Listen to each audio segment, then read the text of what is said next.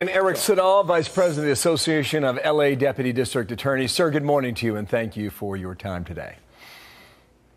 Good morning. Thank you. I was reading comments from a previous interview. You say that Gascon knew. How do you know that?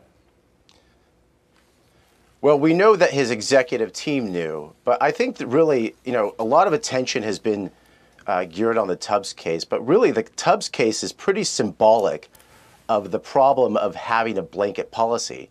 And let's just not forget that Tubbs was sentenced as a juvenile pursuant to his policies.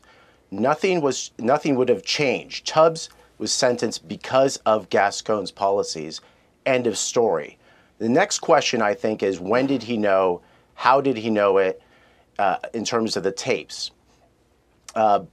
There's indications from the deputy who handled the case that the executive management team knew of these tapes at the beginning of February. But I think the other crucial question that has to be answered is this. You interviewed Gascon's spokesperson yesterday. And yesterday, that person said because of these tapes, they learned that criminals do disturbing things. And because they just learned that criminals do disturbing things, they have changed the policy regarding all other cases. That, to me, suggests a complete ineptitude on the part of the executive team of the district attorney. If you just learned on Thursday of last week that criminals do disturbing things and that's why you're going to change your policies, then are you really fit or competent to be the chief prosecutor of Los Angeles County? I think that's the real question. Couple things here. I want to play you. Alec Bastion came in yesterday. He was on with Dana and me, the man you just referenced. Here is a clip of him explaining how Bill Maloogian brought this to their attention first. Watch. The content of these jail calls was something that we did not know about. And actually, it was Bill's email and conversation that notified us of this. And unfortunately, this is not a one-time situation where at times certain key information is not getting to the front office as expeditiously as it should. And fortunately, we found out about these jail calls. I mean, that goes to a lot of what you were describing there. So our viewers are aware there's an audio clip that's been recorded between the father of the suspect here behind bars in jail. And here's another clip of that we've got also. Watch. Don't worry about it. It's a strike, but they're going to plead. I'm going to plead out to it. I'm going to plead guilty. They're going to stick me on probation, and it's going to be dropped. It's going to be done. I won't have to register. I won't have to nothing. For an offender, you don't have to register? I won't have to do none of that. So what are they going to do to you then? Nothing. Okay, so we'll see what happens on that. There is a suggestion that on this phone call that the gender transformation was being faked. Is that true?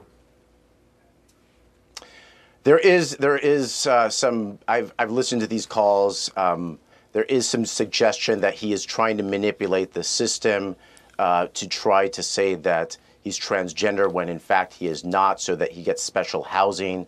There is that suggestion, 100%. Last point here. What do your fellow prosecutors say? There's one survey out there that suggests 98% support a recall of the DA Gascon. That number seems extraordinarily high. What do you think of that? So that's not just a survey. That was actually an official vote that was taken by all the line prosecutors, where 98% said that they want him recalled. And I think, again, Tubbs is symbolic of why we want him recalled. Tubbs is symbolic because there's hundreds of other cases just as heinous where people are making a mockery of the system. They are making a mockery of the victims. They're making a mockery of our penal code. And that's why this man needs to be recalled, because he has always been, since day one, on the side of criminals. I think if you took a poll within county jail or the state prison system, he would probably get about 98% approval rating. It must be pretty shocking to know that as you're walking into the office that you're supposed to be leading, that pretty much not one single prosecutor in your office supports your pro-criminal policies. Yeah, understood. Last thing here. This individual's 26 years old. Is she being kept in a regular jail or juvenile detention now? from what I understand, a juvenile detention system. How can a 26-year-old adult, man or woman, be held in juvenile detention?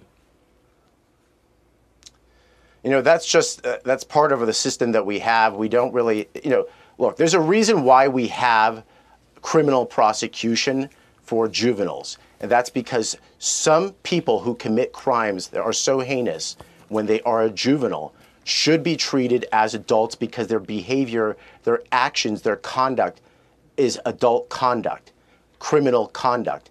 That's why we have the transfer system. Eric Siddall, thank you for clearing a lot of that up for us today, and we'll be in contact with you and everybody else there out in LA. Thank you, sir, for your time today. Great, thank you.